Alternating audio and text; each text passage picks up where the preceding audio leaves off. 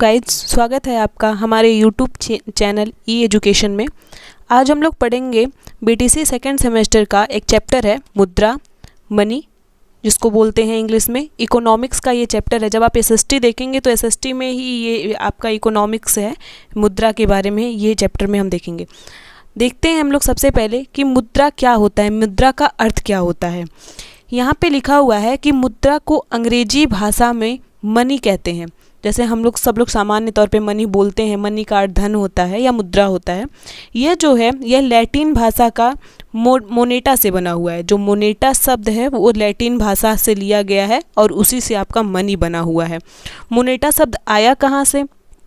ये शब्द इटली के एक प्रसिद्ध देवी हुआ करती थी जूनो, उन्हीं का ये प्रारंभिक नाम था मोनेटा। और मोनेटा क्यों नाम पड़ा? क्योंकि इन्हीं देवी के ही मंदिर में मुद्रा उस समय बनता था, इसीलिए उन्हीं देवी के नाम पे इस मुद्रा को ही मनी कहा गया। अब दूसरा हम एक अर्थ देखते हैं कि मुद्रा को और हम क्या कह सकते हैं। ये तो वैसा आपका शाब्दिक अर्थ होता है। मुद्रा जो होता है वो अर्थव्यवस्था का आधार होता है, यानी कि जो हमारा इकोनॉमिक सिस्टम होता है उसका जो बेस होता है, यानी कि पूरे अर्थव्यवस्था को चलाने का जो आधार होता है वो क्या होता है? मुद्रा होता है। और उस मुद्रा के माध्यम से ही हम किसी वस्तु और सेवा का क्या कर सकते हैं? खरीद सकते हैं और बिक्री कर सकते हैं, उसको बेच सकते हैं। जैसे कि अगर हमारे पास पैसा नहीं है, पैसा का मतलब मुद्रा, अगर हमारे पास मुद्रा नहीं है तो किसी भी वस्तु को और किसी भी सेवा को, सेवा मतलब जैसे कि मान लीजिए हमारा बस सेवा हो गया, हमारा अस्पताल सेवा हो गया, या हमारा पढ़ाई, ये सारी चीज़ें जो हमें गवर्नमेंट के द्वारा या प्राइवेट चीज़ों के द्वारा हमें उपलब्ध कराई जाती हैं, ये सेवाएं कहलाती हैं। अगर हमारे पास पैसा नहीं है तो इन चीज़ों को हम खरीद नहीं सकते हैं। दूसरी चीज़, अब हम देखेंगे मुद्रा की परिभाषा क्या है। अब बहुत सारे राइटर्स के अनुसार, बहुत सारे अर्थशास्त्री के अनुसार मुद्रा का परिभाषा देखेंगे, लेकिन हम यहाँ पे एक परिभाषा देखते हैं। ए वॉकर के अनुसार इन्होंने कहा है मुद्रा वह है जो मुद्रा का कार्य करती है। इस चीज़ को समझने का कोशिश करिएगा, ये बहुत सिंपल सा है लेकिन इसमें बहुत मीनिंग भी छिपा हुआ है। जैसे मुद्रा वह है, यानी कि हम उस चीज़ को मुद्रा कह सकते हैं जो मुद्रा का कार्य करे। अगर मान लीजिए कि आपके पास 50 पैसा है, 50 पैसा है, एग्जाम्पल पहले देखिए फिर समझ में आएगा। अगर आपके पास 50 पैसा है और आपको एक टॉफ़ी लेना है, तो इस समय हमारे यहाँ 50 पैसा तो नहीं चल रहा है, तो जब हम वो टॉफ़ी नहीं ले सकते हैं तो वो मुद्रा नहीं है हमारे लिए। जब तक वो पैसा, वो मुद्रा हमारे किसी वस्तु या सेवा को खरीदने में काम ना आए तो वो मुद्रा नहीं कहलाती है। आई थिंक ये परिभाषा आपको बहुत इजी लगेगा, आप इसको आराम से याद भी कर सकते हैं और लिख भी सकते हैं। नेक्स्ट हम देखेंगे कि मुद्रा के कार्य क्या होते हैं, किस किस चीज़ में हम मुद्रा का प्रयोग करते हैं। देखिए, मुद्रा के कार्य में पहला यहाँ लिखा हुआ है कि मुद्रा जो है वो मूल्य का मापक होता है, यानी कि किसी भी वस्तु के मूल्य का वो क्या करता है? मापन कर सकता है। जैसे कि अगर आप एक पेन खरीदें, अगर आप पेन खरीदें तो आपको अगर इसका वैल्यू दिखाना हो तो आप दूसरा पेन भी दिखा सकते हैं। अगर एक पेन की वैल्यू दिखानी तो आप उसी पेन के बराबर, वही जैसे मान लीजिए ये पेन 5 रुपये का है, ये पेन 5 रुपये का है, तो आप उसी के बराबर एक दूसरा भी 5 रुपये का पेन दिखा लेंगे तो ये दोनों का वैल्यू क्या हो जाएगा? बराबर हो जाएगा। लेकिन अगर आपके पास वो पेन नहीं है तो आप क्या कर सकते हैं कि उस पेन की जगह आप 5 रुपये भी अगर दिखा देंगे तो वो उस मूल्य के बराबर हो जाएगा। इसीलिए वो जो होता है मुद्रा, वो किसी भी वस्तु के मूल्य का क्या होता है? मापक होता है। दूसरा, ये विनिमय का साधन होता है। अब विनिमय क्या होता है? विनिमय जो होता है वो किसी वस्तु के आदान प्रदान को कहते हैं। ठीक, जैसे मान लीजिए कि आपके पास कोई वस्तु है, कोई वस्तु है और किसी दूसरे व्यक्ति के पास एक कोई वस्तु है, तो क्या करते हैं कि उस वस्तु के बदले में हम वो जो दूसरी वस्तु एक दूसरे से लेते देते हैं, वही विनिमय कहलाता है। जैसे अभी हम क्या करते हैं कि अगर हम एक पैकेट लेंगे बिस्किट का, तो वो बिस्किट हम दुकानदार से लेते हैं वो बिस्किट हम क्या करते हैं, दुकानदार से ले लेते हैं और उसके बदले में हम उसको क्या दे देते हैं, पैसा दे देते हैं। उसके बदले में हम पैसा दे देते हैं, यानी कि बिस्किट का हमने क्या किया, आदान किया, उसको मैंने लिया और उसको क्या दिया, उसको मैंने पैसा दिया, तो उसको क्या किया, प्रदान किया। यानी कि किसी वस्तु के बदले में जो चीज़ हम देते हैं वही विनिमय कहलाता है। पहले क्या होता था कि वस्तु के बदले में वस्तु का विनिमय होता था। किसी के पास अगर मान लीजिए चावल ज़्यादा है और किसी के पास गेहूँ ज़्यादा है, तो वो क्या करते थे कि अपनी ज़रूरत के अनुसार वो उसको चावल को रखते थे और बाकी दूसरे को दे देते थे, और जिसके पास गेहूं ज़्यादा होता था वो अपने हिसाब से अपने लिए रखता था और बाकी वो चावल के बदले उसे दे देता था। अभी भी गांव में ये चीज़ें होती हैं कि अगर मान लीजिए कोई आया बेचने के लिए, कोई दुकानदार जो ठेले वगैरह लेकर के आते हैं, तो वो सामान को बेचते हैं और सामान के बदले वो क्या कर देते हैं, अनाज लेकर के पूरा उसको दे देते हैं, सामान को दे देते हैं और वो पूरा सामान को दे देते हैं। जैसे कि अब एक आदमी है, वो केला लेकर के आया और दूसरे के पास क्या है कि गेहूं है, तो वो क्या करेगा कि वो केला ले लेगा और दूसरा आदमी जो गेहूं जिसके पास है वो उसको गेहूं दे देगा। तो हम कह सकते हैं कि वस्तु का जो आदान प्रदान होता है वही क्या कहलाता है, विनिमय। तो मुद्रा जो है वो हमारे यहाँ विनिमय का साधन भी है। हम कहीं से अगर मान लीजिए सामान लेते हैं तो उसके बदले में क्या देते हैं, पैसा देते हैं। नेक्स्ट क्या है कि ये मूल्य का हस्तांतरण करता है। देखिए बहुत मामूली सा अंतर है इन दोनों में। विनिमय का साधन है तो विनिमय करने के लिए हम पैसे का यूज़ करते हैं। सेम वही चीज़ कि अगर हम कोई वस्तु लेते हैं तो उसके मूल्य का हस्तांतरण करने के लिए, उसके मूल्य को अदा करने के लिए हम क्या देते हैं, पैसा देते हैं, मुद्रा देते हैं। नेक्स्ट क्या है, साख का आधार है। साख का आधार मतलब साख जो होता है वो एक तरीके से कह सकते हैं कि आप चेक सुने होंगे, ठीक, चेक सुने होंगे। ये क्या करता है कि मुद्रा का काम करता है, यानी कि जो भी एक कोई माध्यम होता है वो मुद्रा का काम अगर करे तो वो क्या कहलाता है, साख कहलाता है। तो साख का आधार होता है, यानी कि अगर हम चेक दे रहे हैं तो उसका आधार क्या होता है, मुद्रा होता है। चेक देने का ही मतलब होता है कि हम उसको क्या दे रहे हैं, मुद्रा दे रहे हैं। अब देखेंगे हम अपने नेक्स्ट टॉपिक में धातु मुद्रा और पत्र मुद्रा में अंतर क्या होता है। देखिए धातु का मतलब तो आप समझ रहे होंगे मेटल से, और पत्र का मतलब यहाँ पे एक तरीके से हम समझ सकते हैं कि जैसे कि कागज़ या प्लास्टिक की चीज़ें जो यूज़ हम करते हैं उसको हम पत्र मुद्रा के अंतर्गत रखते हैं। धातु मुद्रा जो होती है वो किसी मेटल से बनी होती है, किसी धातु से बनी होती है। जैसे वो धातु क्या हो सकता है, सोना हो सकता है, चांदी हो सकता है, पीतल हो सकता है या लोहा भी हो सकता है। हमारे यहाँ जो 1 रुपये का सिक्का या 2 रुपये जो भी सिक्के हम देखते हैं वो किसका बना होता है, धातु का बना होता है। लेकिन जो पत्र मुद्रा होता है वो क्या होता है कि वो एक तरीके से कागज़ का बना होता है। जैसे कि हम चेक देखते हैं अपने यहाँ, या नोट देखते हैं, या डीडी, जो डीडी हम लोग बनाते हैं, वो सारी चीज़ें किससे बनी होती हैं, कागज़ से बनी होती हैं। इसीलिए वो मुद्रा क्या कहलाती हैं, पत्र मुद्रा कहलाती हैं। दोनों में आप कंपैरिजन करते हुए चलिएगा। देखिए धातु मुद्रा का मतलब समझ में आया कि ये धातु से बनी होगी, और पत्र मुद्रा जो होता है वो कागज़ से बनता है। नेक्स्ट क्या है, जो धातु मुद्रा होता है उसका जो भार होता है वो बहुत अधिक होता है। जैसे कि मान लीजिए अगर आपके पास 10 का नोट है और 10 का सिक्का है, तो दोनों में भारी क्या होगा, जो धातु का मुद्रा होगा, यानी कि 10 का सिक्का जो होगा हमारा वो भारी होगा, और जो हमारा पत्र मुद्रा होता है वो बहुत ज़्यादा भारी नहीं होता है। इसीलिए हम एक स्थान से दूसरे स्थान पे इसको बहुत आसानी से ले जा सकते हैं। नेक्स्ट, धातु मुद्रा का अपना धात्विक रूप होता है। अगर वो धातु से बन रहा है तो उसका धात्विक रूप ही होगा, और पत्र मुद्रा का कोई अपना मूल्य नहीं होता है। देखिए मूल्य, धात्विक मूल्य का क्या मतलब है कि अगर 1 रुपये का कोई मुद्रा है, कोई 1 रुपये का सिक्का है, तो ऐसा नहीं कि उसको बनाने में पूरा 1 रुपये लगा होगा। उसको बनाने में जो एक लोहे के किलो का हिसाब होता है, जैसे कि अभी लोहा कितना रुपए किलो है, उसके अकॉर्डिंग उसका जो धात्विक मूल्य होता है।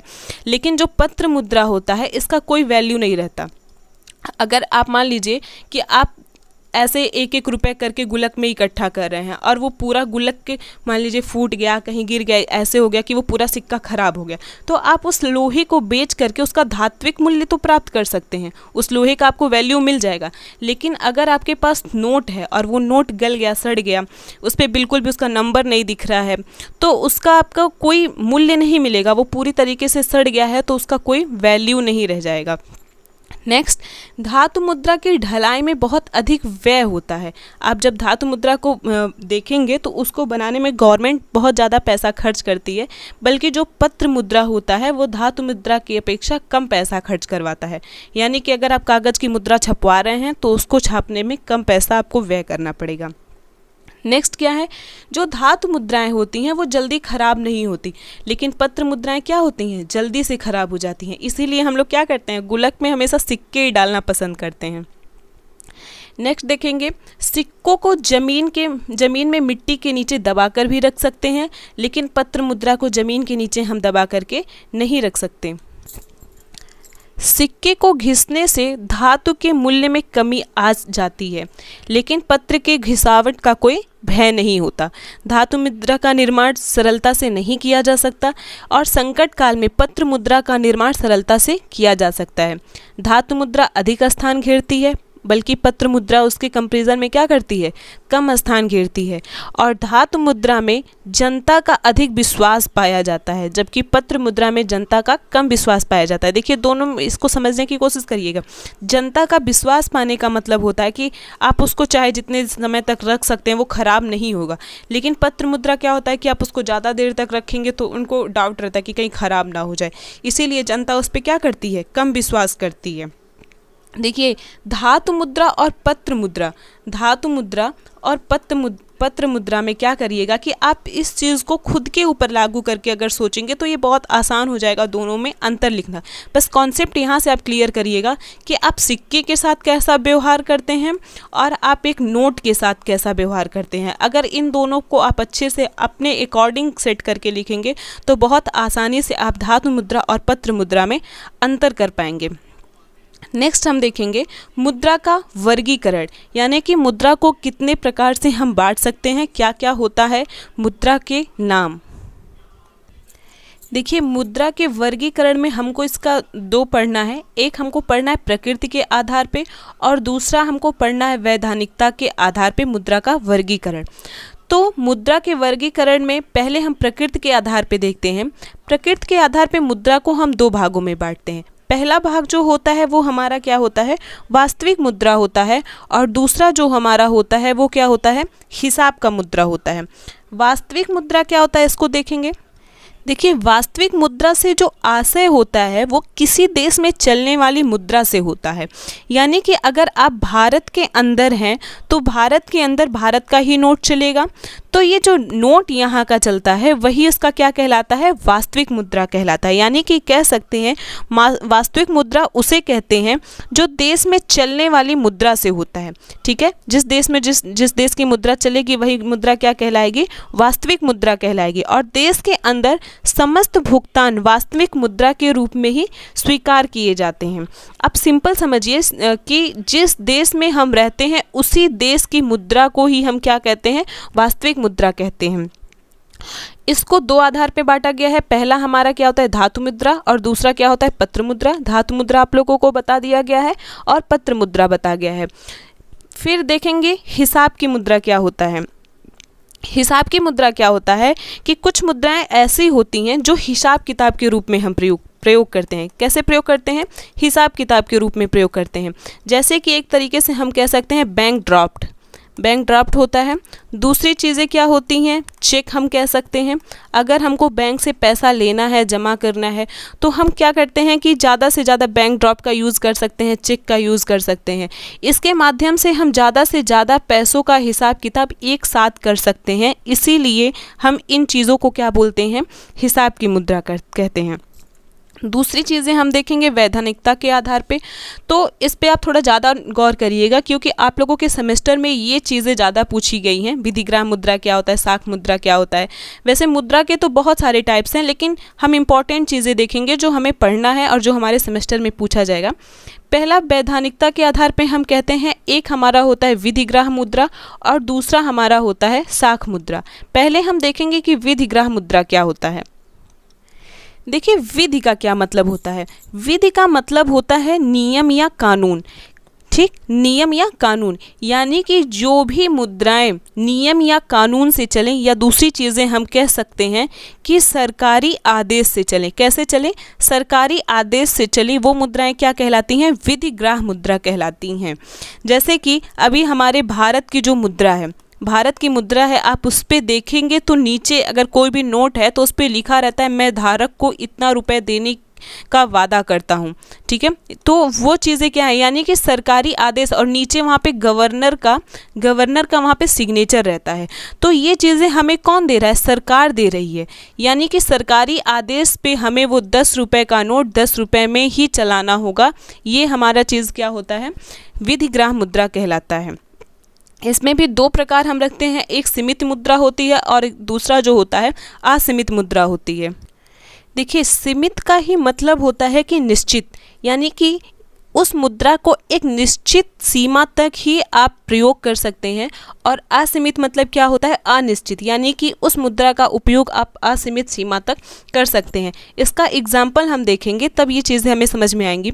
जैसे कि अगर एक व्यक्ति है तो उसका तनख्वाह अगर 2000 रुपये है, उसका तनख्वाह 2000 रुपये है, तो इसको हम 2000 को पेमेंट करने के लिए आप 10 का, 20 का या 50 का या 2000 का, मतलब इसके ऊपर जो भी आप नोट का यूज़ करना चाहते हैं उसके माध्यम से आप उस व्यक्ति को क्या कर सकते हैं?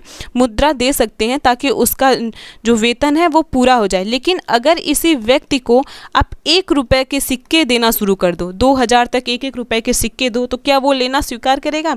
नहीं। तो यानी कि कह सकते हैं कि जिस मुद्रा को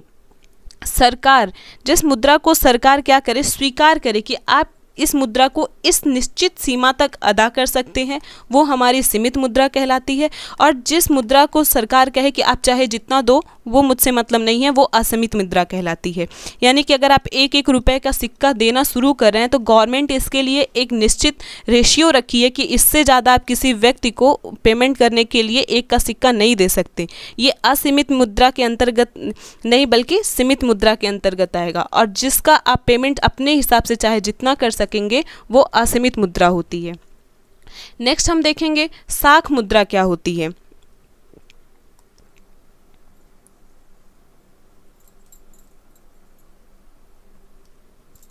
साख मुद्रा कोई मुद्रा नहीं होती, बल्कि यह मुद्रा का एक रूप होता है। मुद्रा का क्या रूप होता है? यह एक रूप होता है। इसका प्रयोग हम सब जगह कर सकते हैं, यानी कि किसी वस्तु को खरीदने के लिए भी कर सकते हैं, किसी सेवा को खरीदने के लिए भी कर सकते हैं। लेकिन ये मुद्रा क्या होता है? हमें मुद्रा की तरह दिखाई नहीं पड़ेगा। जैसे कि एक हमारा है प्रतिज्ञा पत्र, दूसरा क्या है? चेक है, हुंडी है, विनिमय पत्र है, बैंक ड्राफ्ट है, और बहुत सारी ऐसी चीज़ें हैं जो साख मुद्रा के अंतर्गत आती हैं। अब जैसे चेक ही कह लीजिए, तो अगर एक बच्चा है वो आपसे पैसा मांगे और आप उसको चेक पकड़ा दें और 1 का सिक्का पकड़ा है, तो वो क्या पकड़ेगा? चेक तो वो बिल्कुल नहीं पकड़ेगा, भले वो 5 लाख का चेक हो, लेकिन वो 1 रुपये का सिक्का पकड़ लेगा, क्योंकि उसके नज़र में क्या है? वो सिक्का ही पैसा है, वो सिक्का ही मुद्रा है, वो चेक उसके लिए मुद्रा नहीं है। लेकिन ये जो चेक है वो मुद्रा का कार्य कर रही है। यानी कि जितने भी चीज़ें मुद्रा का काम करती हैं, वही सारी चीज़ें क्या कहलाती हैं? साख मुद्रा के अंतर्गत रखी जाती हैं, और वही साख मुद्रा कहलाती हैं। देखिए, पहला देखते हैं कि प्रतिज्ञा पत्र क्या होता है। देखिए, प्रतिज्ञा पत्र मतलब क्या होता है कि ये एक शपथ पत्र होता है। शपथ पत्र होता है जिसका प्रयोग ज़्यादातर एक लेन देन में किया जाता है। यानी कि अगर कोई व्यक्ति लेन देन कर रहा है तो वो क्या कर सकता है? प्रतिज्ञा पत्र का प्रयोग कर सकता है। लेकिन ये लेन देन ज़्यादातर ऋणदाताओं के बीच के लिए ही किया जाता है।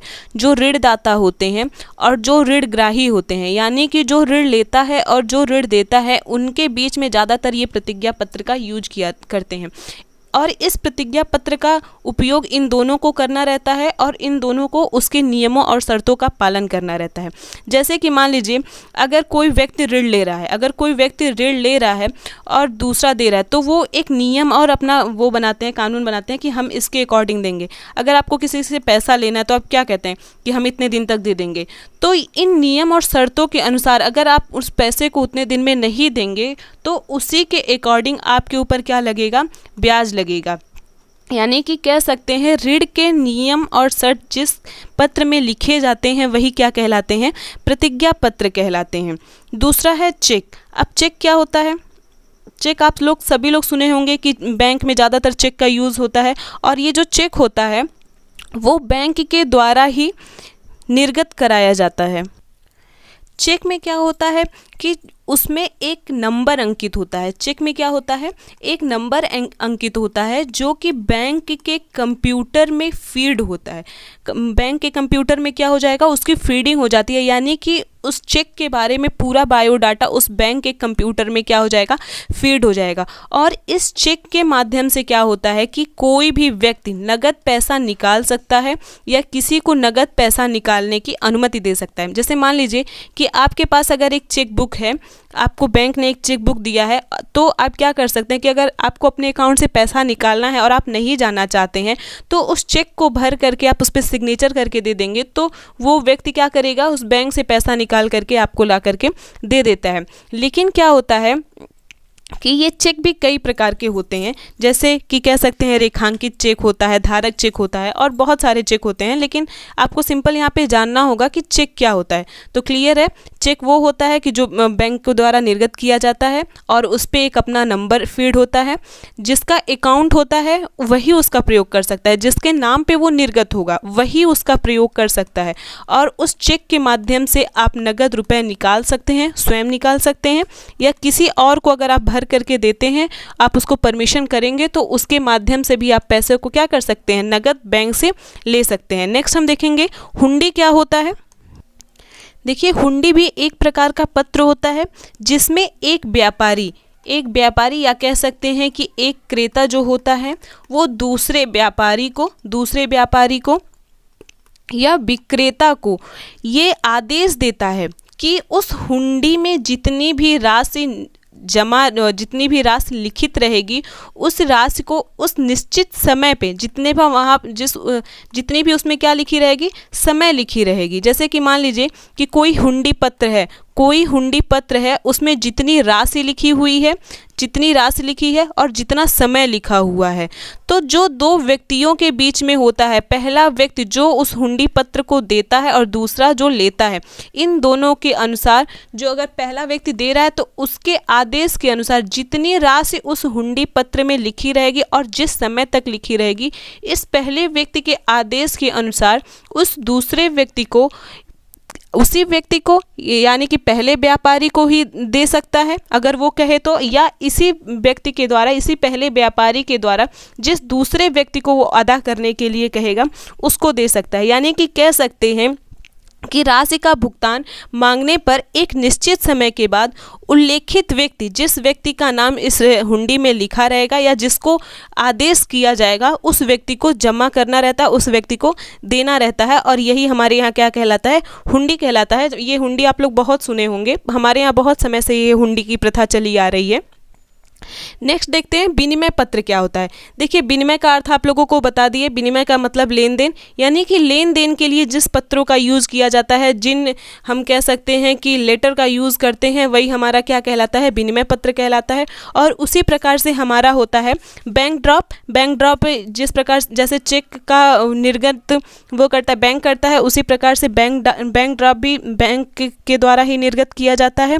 और बैंक ड्रॉप में क्या होता है कि बैंक गारंटी देता है कि जितना भी पैसा उसमें लिखा रहेगा वो धनराशि हम क्या करेंगे, प्रदान करेंगे, जिस व्यक्ति के नाम पे होता है। यानी कि कह सकते हैं कि बैंक ड्राफ्ट के माध्यम से ये गारंटी देता है कि जिस व्यक्ति के नाम से बैंक ड्राफ्ट है उसके लिए जितनी भी धनराशि उस बैंक ड्राफ्ट पे लिखी रहेगी वो उसका क्या करेगा, नगद उसको अदा करेगा। जैसे कि अगर हम जाते हैं, आप सिंपल इसको समझिए कि अगर मान लीजिए आपका कहीं पर भी अकाउंट है, किसी भी बैंक में अकाउंट है, आप गए, आपको पैसा निकालना है, आपको बैंक से क्या करना है, पैसा निकालना है, तो आप एक बैंक ड्राफ्ट लेते हैं। उस बैंक ड्राफ्ट में क्या करते हैं, अपना नाम भरते हैं, अपना अकाउंट नंबर भरते हैं और जितना आपको पैसा चाहिए होता है वो भरते हैं। तो यानी कि आपके नाम से वो बैंक ड्राफ्ट निर्गत हो गया, आपका अकाउंट नंबर मिल गया, और जितना पैसा भरेंगे आप, तो बैंक उस पैसे को आपको कैसे देगी, नगद के रूप में देगी। तो यानी कि उसने वादा किया था कि बैंक ड्राफ्ट में जितना भी आप अंकित करेंगे, जिस व्यक्ति का नाम अंकित होगा उसको उतना रुपए नगद के रूप में दिया जाएगा।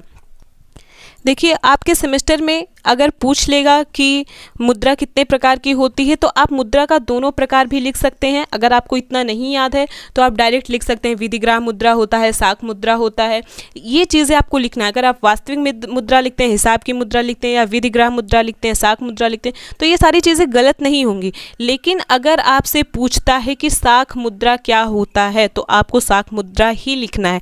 अगर पूछता है कि विधिग्राम मुद्रा क्या होता है तो विधिग्राम मुद्रा ही लिखना है। आपके सेमेस्टर में सबसे ज़्यादा क्वेश्चन, ये सबसे ज़्यादा टॉपिक जो है वो विधिग्राम मुद्रा और साख मुद्रा से है, क्योंकि ये पूरा टॉपिक तो दिया हुआ है आपके सेमेस्टर में, लेकिन जो अलग से हेडिंग करके दिया हुआ है वो विधिग्राम मुद्रा और साख मुद्रा से दिया गया है। आपसे सेमेस्टर में चेक भी पूछ सकता है कि चेक क्या होता है, हुंडी क्या होता है। तो आप लोग ज़्यादा से ज़्यादा इस जो ये वैधानिकता के आधार पे मुद्रा का वर्गीकरण है इस पे फोकस करिएगा, और जितनी भी चीज़ें आपको बताई गई हैं अगर आप इसको नोट डाउन कर लेते हैं तो आपके लिए बहुत ही अच्छी चीज़ें रहेंगी वो। इसी मुद्रा में ही आपका एक टॉपिक है ग्रेशम का नियम। देखिए ग्रेशम का नियम क्या है, ये बहुत ज़्यादा इम्पॉर्टेंट है आपके इकोनॉमिक्स में। ग्रेशम जो थे वो एक अर्थशास्त्री थे और बहुत महान अर्थशास्त्री थे, क्योंकि इन्होंने जो नियम दिए हैं वो अब भी नियम हमारे यहाँ पढ़ाया जाता है और बहुत अच्छा नियम दिए हैं, वो हम आगे देखते हैं। देखिए इस नियम के अनुसार क्या है कि इन्होंने कहा है कि जो खराब मुद्रा होती है वो अच्छी मुद्रा को क्या कर देती है, चलन से बाहर कर देती है। चलन से क्या कर देती है, बाहर कर देती है। इस चीज़ को समझने की कोशिश करिएगा। पहले हम एग्जाम्पल देखते हैं तो शायद ये चीज़ें आपको समझ में आए। जैसे कि मान लीजिए आपके पॉकेट में 2 नोट हैं, 10 के 2 नोट हैं। पहला जो 10 का नोट है वो एकदम कड़क कड़क बैंक से निकाला हुआ है, यानी कि कह सकते हैं ताज़ा ताज़ा नोट है, बोलते हैं ना कि ये वाली नोट एकदम ताज़ा है। और दूसरी नोट जो है वो एकदम सड़ी सी है, गल गई है, बिल्कुल पिलपिली सी हो गई है। तो आप उसको क्या करते हैं कि जो ताज़ा वाला नोट है उसको सोचते हैं कि मैं घर में रख देता हूँ, और सड़ी वाली नोट क्या करते हैं, बैंक ले जाते हैं, या कहीं भी जो भी सामान आप खरीदेंगे वहाँ ले जाएंगे। अगर आप सब्ज़ी की दुकान पे गए और ये दोनों नोट उस समय आपके साथ में हैं, तो आप क्या करते हैं, कौन सा नोट देना पसंद करेंगे, ताज़ा वाला या सड़ा वाला? तो आप ताज़ा वाला नोट अपने पर्स में ही रखते हैं, सोचते हैं अभी ताज़ा है, अभी कुछ दिन चलेगा। लेकिन सड़ा वाला नोट जो फटा रहेगा, एकदम बिल्कुल गल गया होगा, फटाक से उठा करके किसको दे देते हैं, सब्जी वाले को दे देते हैं। तो देखिए यहाँ पे क्या हुआ, मार्केट में कौन सा नोट आ गया, सड़ा वाला नोट आ गया, और जो ताज़ा वाला नोट है यानी कि जो अच्छी नोट है, जो अच्छी मुद्रा है, वो कहाँ चली गई, हमारे जेब में चली गई। तो ये बिल्कुल चलन में नहीं है। अब ये कहाँ पर है, हमारे जेब में है, तो क्या ये चलन में है, नहीं। और ख़राब मुद्रा जो है वो कहाँ पर आ गया, मार्केट में आ गया। अब मार्केट में ये कैसे आ गया, जो आप सब्जी वाले को दिए, सब्जी वाला भी वही करेगा, जहाँ पे जाएगा कोई सामान खरीदेगा वो दूसरे व्यक्ति को दे देगा। तो इस प्रकार से क्या हो रहा है कि जो अच्छी मुद्रा है वो चलन से बाहर हो गई, किसकी वजह से, खराब मुद्रा की वजह से। आई थिंक ये चीज़ें आपको बहुत अच्छे से समझ में आई होंगी। ग्रेशम का नियम आप याद कर लीजिएगा, याद करने की ज़रूरत नहीं है, आप समझिए, कॉन्सेप्ट आप खुद के ऊपर लागू करके समझेंगे तो बहुत अच्छा रहेगा। और सेमेस्टर में जहाँ तक हो सकता है कि ग्रेशम का नियम पक्का है, आप लोगों से पूछेगा, तो इसको बहुत अच्छे से आप लोग देखेंगे तो ठीक रहेगा। अभी इसमें मुद्रा के चैप्टर में भी बहुत सारी चीज़ें हमें पढ़नी है, वो हम अपने नेक्स्ट वीडियो में देखेंगे। Thank you for watching my videos.